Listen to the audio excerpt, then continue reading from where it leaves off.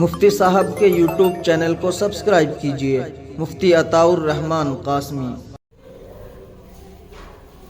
بسم اللہ الرحمن الرحیم۔ الحمد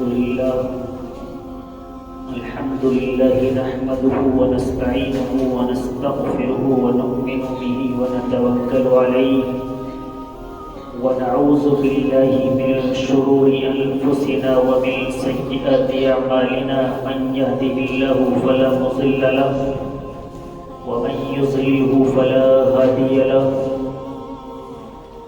قال الله تبارك وتعالى في القرآن المجيد والفرقان الحميد: وقرن في بيوتكن ولا تبرجن تبرج الجاهلية۔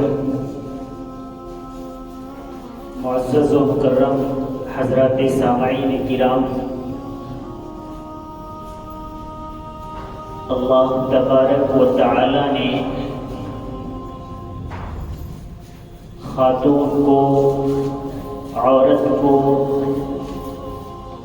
لیڈیز کو کس لیے پیدا کیا ہے؟ مسئلہ یہ بنا ہوا ہے کہ مغرب کی جانب سے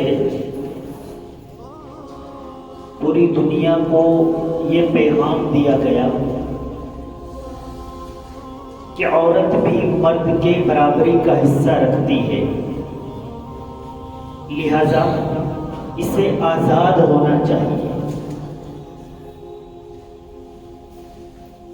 یہ دنیا کے اندر جہاں چاہے گھومے، جہاں چاہے پھرے، جو چاہے کام کرے، جس دفتر میں چاہے ورکر بن کر رہے، جہاں چاہے اکیلی ٹریول کرے، یہ آزاد ہونی چاہیے۔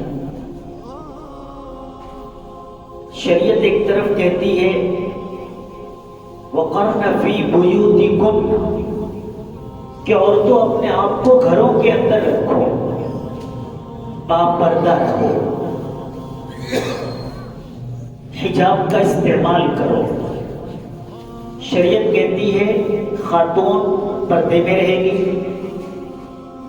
مغرب کہتا ہے کہ خاتون آزاد ہے، بے پردہ رہے گی، عوریاں رہے گی، اپنی مرضی کی مالک رہے گی، جو چاہے جب چاہے جہاں چاہے کرے گی۔ اب یہ دو نظریے سامنے آتے ہیں۔ نظریہ تو اس کے علاوہ تیسرا بھی ہو سکتا ہے، لیکن اصل چیز کیا ہے؟ اصل چیز ہے ہمیں یہ غور کرنا ہے کہ جو خالق ہے، جو پیدا کرنے والا ہے، جو بنانے والا ہے، اس نے صنف نازک کو کس لیے بنایا ہے؟ دنیا کے اندر کوئی بھی چیز بنائی جاتی ہے وہ بلا مقصد نہیں ہوتی ہے، اور اگر کوئی چیز کسی مقصد کے تحت اس کو بنایا جائے اور اس کا استعمال دیگر مقاصد میں کیا جائے تو بھی وہ بنانے والے کی مرضی کے خلاف بات ہو جاتی ہے، مقصد تخلیق کے اپوزٹ وہ چیز چلی جاتی ہے۔ اب ہم غور کرتے ہیں کہ عورت کو کس لیے بنایا گیا ہے۔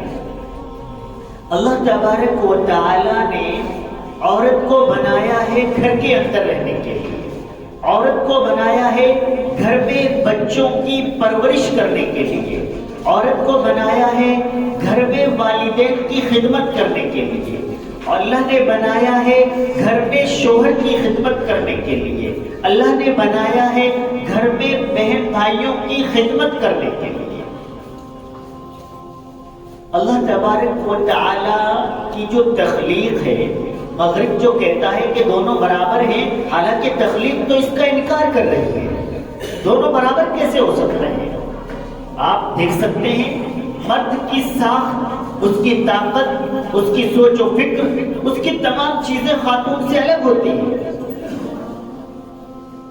عورت کو اللہ تبارک و تعالیٰ اگر یہی منظور ہوتا کہ سبھی لوگ برابر کام کریں تو سب کو برابر طاقت دی جاتی۔ اللہ تبارک و تعالیٰ نے نظام قائم کیا ہے کہ عورت گھر کا کام آرام سے سنبھال سکتی ہے تو وہ گھر پر کام کرے، مرد زیادہ طاقتور ہو سکتا ہے تو وہ باہر جا کر کام کرے۔ آج عورت کو بالکل بے حجاب کر کے سامنے لایا گیا ہے۔ آپ جہاں بھی دیکھیں گے تمام کمپنیوں نے زیادہ تر امپلائیز ملازمین وہ عورتوں کو رکھا ہوا ہے۔ آپ کا آفس میں استقبال کرے گی وہ بھی خاتون ہوگی، آپ سے آفس میں انٹروڈکشن پر بات کرے گی وہ بھی خاتون ہوگی، آپ کو آفس میں جو سیل گرلز ہیں وہ تمام خواتین ہیں بیچنے والی، تاکہ زیادہ بکری ہو اور کم تنخواہ دینی پڑے۔ آفیسز میں جو سیکریٹری رکھی ہوئی ہے وہ ایک خاتون رکھی ہوئی ہے اور ایک مرد کی سیکریٹری ہے۔ یہ عریانیت یہ مغرب لایا ہے، ضرورت اس کی قطعی طور پر نہیں تھی۔ کوئی بھی ملک، آپ اپنے ملک کی بات لے لیجئے، کیا ہمارے ملک کے اندر جتنے مرد ہیں وہ سب کے سب باروزگار ہو چکے ہیں؟ نہیں ہو چکے ہیں۔ ہزاروں لاکھوں ایسے نوجوان ہیں جو تعلیم یافتہ بھی ہیں اور بہت ساری چیزوں میں ماہر ہیں، لیکن وہ بے روزگار گھوم رہے ہیں۔ اور بہت ساری خواتین ہیں جو ملازمت پر لگی ہوئی ہیں۔ تو خصوصی طور پر امت مسلمہ کی جو خواتین ہیں، مائیں بہنیں ہیں، انہیں مغرب کی کا جو یہ نعرہ ہے آزادی نسواں، اسے اپنے لیے ایک مخالف نعرہ سمجھ لینا چاہیے، کیونکہ اللہ تبارک و تعالیٰ کی مرضی کے بھی خلاف ہے اور سماج و معاشرے کے بھی خلاف ہے۔ اللہ تبارک و تعالیٰ نے تو قرآن کریم کے ذریعے، حدیث مبارکہ کے ذریعے ہمیں بتا ہی دیا ہے کہ عورت گھر کے اندر رہ کر نظم و انتظام سنبھالے گی، اس کے خلاف ہم جائیں گے تو کل قیامت کے دن پکڑ ہونی ہی ہونی ہے۔ لیکن اس کے علاوہ بھی جو خاتون بے پردہ کسی مارکیٹ میں نظر آئے گی، بیچتی نظر آئے یا خریدتی نظر آئے، جو خاتون بے پردہ ایئر ہوسٹس بن کر جہازوں میں جسے دو چار اپنے بھائی بہن بیٹا بیٹی شوہر والدین کی خدمت کرنی تھی، وہ سینکڑوں غیر مردوں کی خدمت کرتی نظر آئے گی، یہ سماج و معاشرے کے بھی خلاف ہے۔ بہت سارے ہمارے غیر مسلم بھائی ہیں جو پردے کا اہتمام کرتے ہیں اور اس کا خیال رکھتے ہیں کہ واقعی پردہ ہونا چاہیے، اور اسے بھی مانتے ہیں کہ واقعی خواتین کو اس طریقے پر بے پردہ ہو کر مارکیٹ میں نہیں آنا چاہیے۔ تو یہ سماج کے اعتبار سے بھی غلط ہے اور اللہ تبارک و تعالیٰ کے احکامات کے اعتبار سے تو غلط ہے ہی ہے۔ یہ معاشرے کے اندر تیزی کے ساتھ بڑھتی ہوئی بے پردگی یہ نقصان دہ ثابت ہو رہی ہے معاشرے کے لیے، آنے والی نسلوں کے لیے، ہمارے فیوچر کے لیے۔ جو خاتون گھر میں باپردہ رہ کر اپنے بچوں کی صحیح نشو و نما کرنے والی تھی، ان کی صحیح پرورش کرنے والی تھی، وہ صبحی اپنے ورک پر جا چکی ہے، ڈیوٹی پر جا چکی ہے، شوہر بھی اپنے کام پر جا چکا ہے، ڈیوٹی پر جا چکا ہے، اور بچے کسی نرسری میں جا چکے ہیں، کسی اسکول میں جا چکے ہیں۔ اب تینوں کے تینوں بالکل الگ ہیں۔ خاتون وہاں پر کیا کرتی ہے، کس سے بات کرتی ہے، کیا کام کرتی ہے، اس کا شوہر کو علم نہیں ہے۔ اور گھر کے اندر اگر خاتون رہے گی تو وہ بہت بہتری کے ساتھ اپنے بچوں کو تیار کر کے بھیجے گی، آتے وقت اس کو معلوم ہوگا کہ کس وقت میرا بیٹا بیٹی اسکول سے واپس پہنچ رہے ہیں اور ان کے لیے کیا کھانے کا انتظام ہونا چاہیے، میرا شوہر کام کر کے تھکا تھکایا واپس آئے گا، مجھے اس کا کس طریقے پر استقبال کرنا چاہیے۔ شوہر محنت کر کے کمائی کرے اور شوہر کی تھکان دور کرنے کے لیے، اس کا استقبال کرنے کے لیے، اس کے لیے اچھے کھانے بنانے کے لیے اس کی خاتون گھر کے اندر موجود ہو، یہ اللہ تبارک و تعالیٰ کا نظام ہے۔